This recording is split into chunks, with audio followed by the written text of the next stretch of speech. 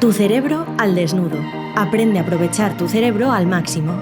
Con el neurocirujano Osman Salazar y el emprendedor Ignacio Verges. Puedes conocerles mejor en tucerebroaldesnudo.com.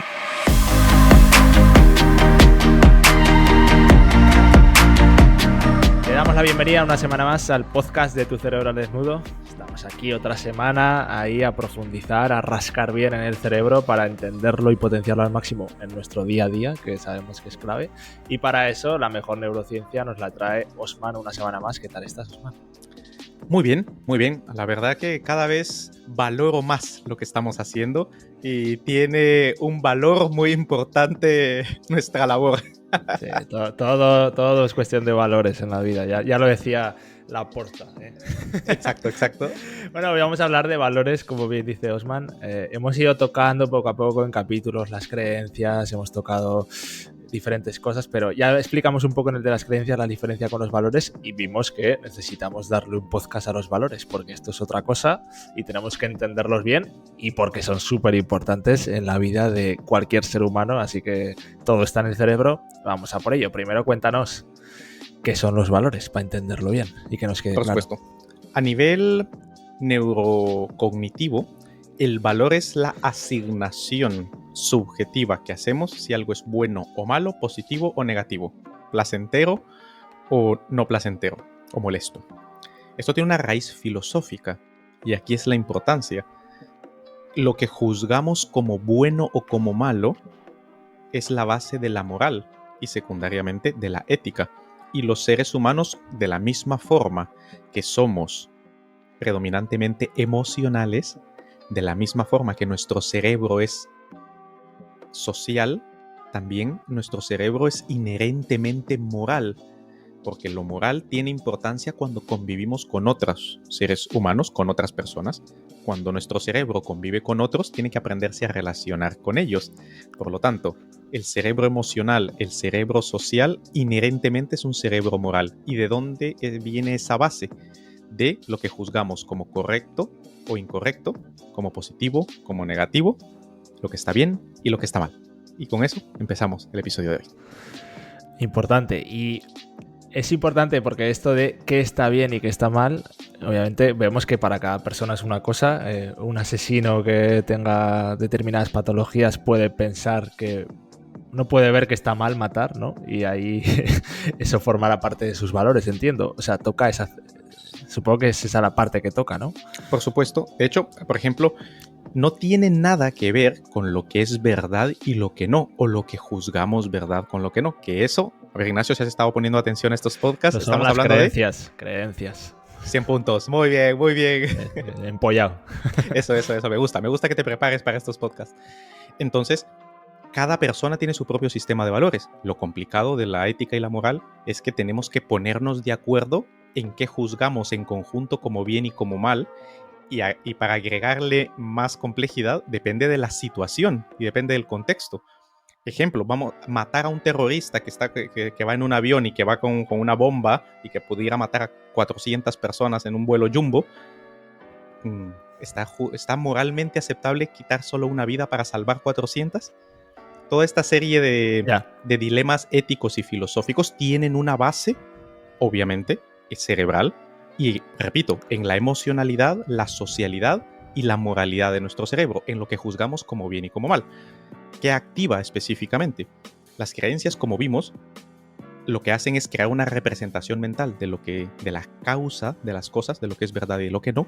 Los valores lo que hacen es una representación mental de lo que me entra por los sentidos y juzgar si esto me viene bien o no me viene bien. La primera causa, la primera referencia del valor, obviamente, es el individuo.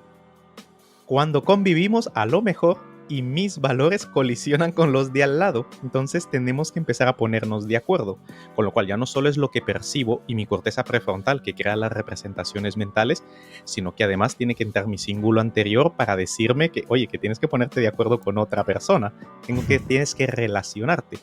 Y para eso, mis emociones, mi sistema límbico y mi circuito de la recompensa, cuando lo hago bien, me premia y me da mi chute de dopamina. Digo, mira qué bien, lo estamos haciendo bien, nos hemos puesto de acuerdo. Cuando no, cuando mi conducta es rechazada socialmente o no se adapta al contexto, entonces disminuye mi dopamina y me da más adrenalina y cortisol y me siento estresado, me siento mal.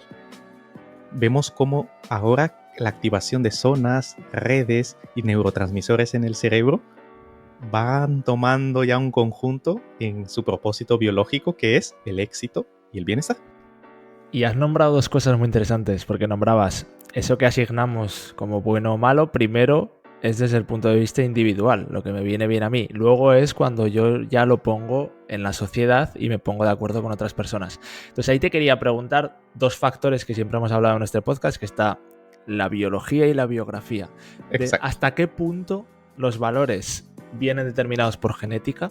Porque siempre se habla a veces de, ya sabes, los valores familiares. Esto es algo que en esta familia siempre ha ido traspasando y son los valores familiares. ¿Son genéticos o no? Hay una predisposición biológica para adaptarnos al medio en sociedad, a adoptar el patrón que la sociedad considere que está bien y nosotros adherirnos a ello. O sea, venimos cableados biológicamente para convivir en sociedad. Si esa sociedad le asigna que el rol de la mujer debe estar por debajo del hombre, entonces el cerebro va a ir adaptándose a eso y va creando estos roles, ¿no?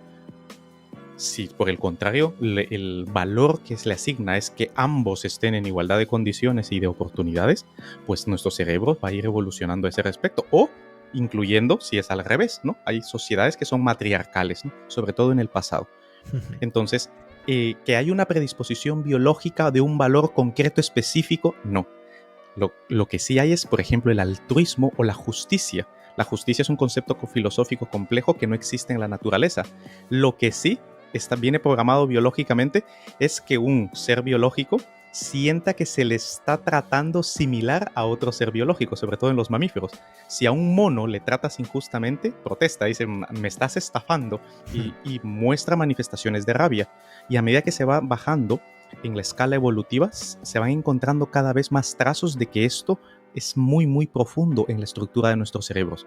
Conceptos como el hecho de la distribución justa de las cosas, o que todo más o menos funcione, en el que tú y yo lleguemos a un acuerdo y tengas tanto para ti como para mí, por ejemplo, eso ya viene puesto en nuestra biología. Ahora bien, ponerle una etiqueta como que el machismo, el feminismo, el liberalismo, el socialismo, etcétera, cualquier tipo de valor que yo tome como actual viene programado biológicamente, eso no es así.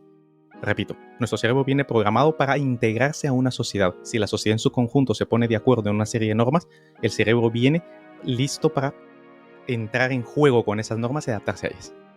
Vale, o sea, pues hay un componente genético, pero realmente no es tan fuerte como pensamos. Bueno, esto sí que cuando hablabas ahora de socialismo, liberalismo, tal, a veces sí que es verdad que en el tema político, en la familia sí que a veces se puede dar el caso de que ves y dices, ostras, esta familia es de derechas o esta familia es de izquierdas. Siempre puede haber de repente una generación que rompa el patrón, pero a veces pasa, y es porque, claro, si no sé hasta qué punto es la biología o es la biografía, el hecho de que tú has nacido y te han estado contando que lo bueno es esto o lo otro. Claro, aquí para responder a esa pregunta, como nuestro cerebro viene para adaptarse a la sociedad que me toque, nuestro cerebro no comparte con toda la sociedad en su conjunto, comparte con lo que más tiene contacto. Si solo ves internet, no contactas con muchas personas. Te llegan ideas a su través, pero contactas con un medio. Pero principalmente es con la familia, al menos en las primeras fases. La familia, los amigos, lo más cercano a ti, eso es tu sociedad. Luego se la extiendes a medida que creces. Y eso sí va moldeando, cableando, programando la estructura y la función de tu cerebro para ver las cosas de determinada manera, percibirlas, para asignarles lo positivo o lo negativo de determinada manera, tus valores, y para creer qué cosas son verdad o no, tus creencias. Y a su vez, como lo dijimos en el capítulo de las creencias, genera la predisposición que tienes a actuar de determinada manera, lo que se llama actitud. Los valores se encuentran justo a caballo entre las creencias, que son su base, lo que juzga como cierto o falso, y las que condicionan cómo voy a actuar. Yo me voy a comportar según el valor que para mí sea el predominante. Claro, y claro, eso explica un poco también la famosa frase esta que, bueno, hasta qué punto es verdad, pero siempre se dice, eres el resultado de las 5 personas con las que más tiempo has pasado. Claro, al final eso influye, va a determinar tus valores, tus creencias y tus actitudes. Como diría el gran Ortega y Gasset, soy yo y mis circunstancias. Esas circunstancias incluyen mis recursos, incluyen las situaciones y eventos e incluyen las personas con las que me relaciono. Estas 4 entidades, al compartir con ellas, son las que van construyendo mi cerebro y van creando mi sistema de creencias, mi sistema de valores y mi predisposición a la acción, mis actitudes. Una anécdota. Cuando he estado hablando en conferencias en determinados contextos en Madrid, siempre se dice, adáptate a tu audiencia. Entonces, no es lo mismo, aún de forma de broma o de forma a manera de ejemplo, tocar un tema como el sexo, la política, la economía, la religión, en población más joven que en población mayor. Esta población mayor, en primer lugar, biológicamente llevan el cerebro programado durante muchísimo más tiempo a cierto tipo de creencias, valores y actitudes, por una parte. Biológicamente eso está más arraigado, biográficamente ha pasado más tiempo y está más arraigado. Y también viene la cuestión cultural, que ya hay una diferencia entre cómo se ve la vida. Lo que quiero decir es que he notado mayor resistencia o incluso alguna vez algún sobresalto cuando pongo algún ejemplo, cuando hablo en una audiencia de personas bastante mayores que yo, que respecto a la gente de mi edad, respecto a gente bastante menos edad que yo. Es decir, el salto generacional, según la cultura, genera unos valores diferentes. Y eso hace que tengan una actitud hacia el mensaje de forma distinta. Momento de dar una pausa a tu cerebro para aprender mejor.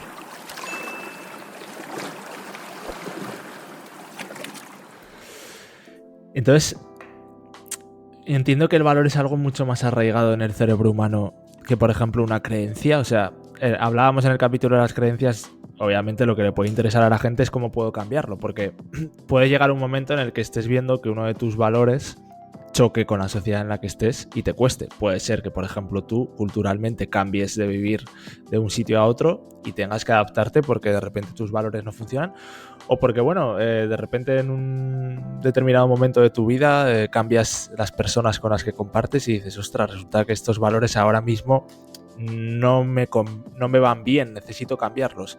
¿Qué cuesta más, cambiar un valor o cambiar una creencia en el cerebro?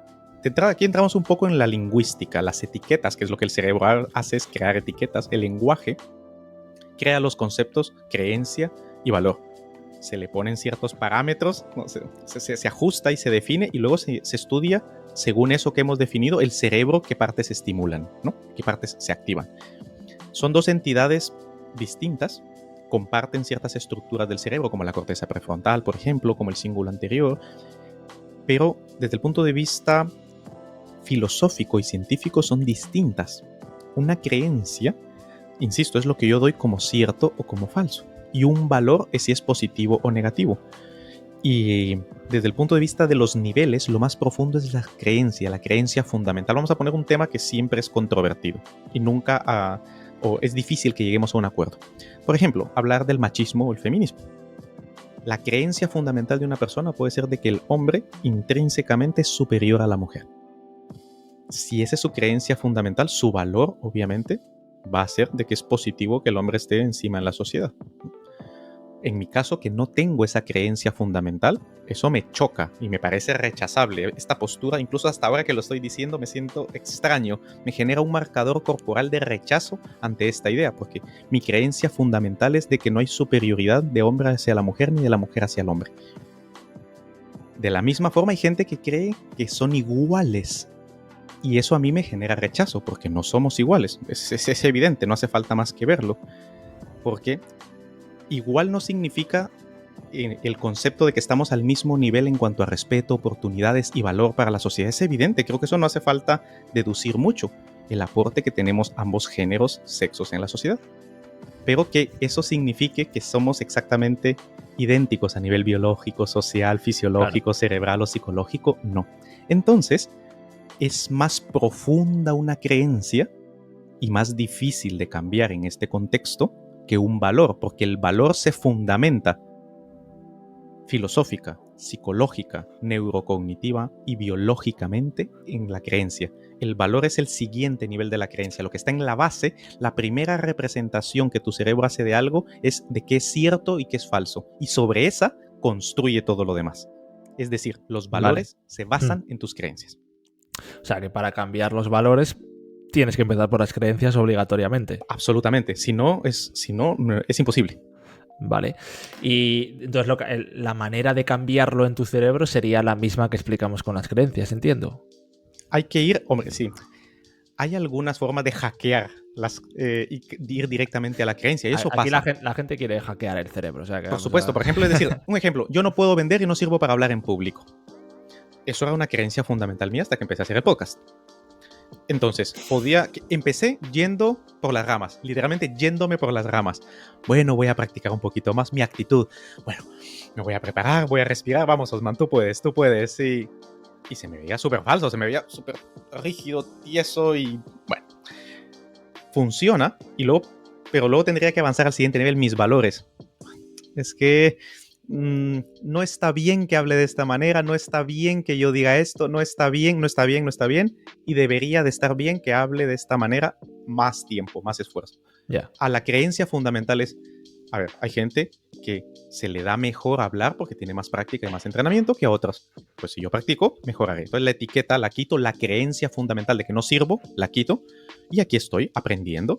Algunas veces me sale mejor, otras veces me sale peor. En este caso es más fácil cargarme la raíz fundamental, la creencia, pero otras veces no es tan sencillo. Otras veces es más difícil. Siempre que se pueda cambiar la creencia, primero es lo más efectivo. Síndrome del impostor, es que no sirvo. Es más fácil, quítate esa creencia. Un ejemplo, no sirvo para vender.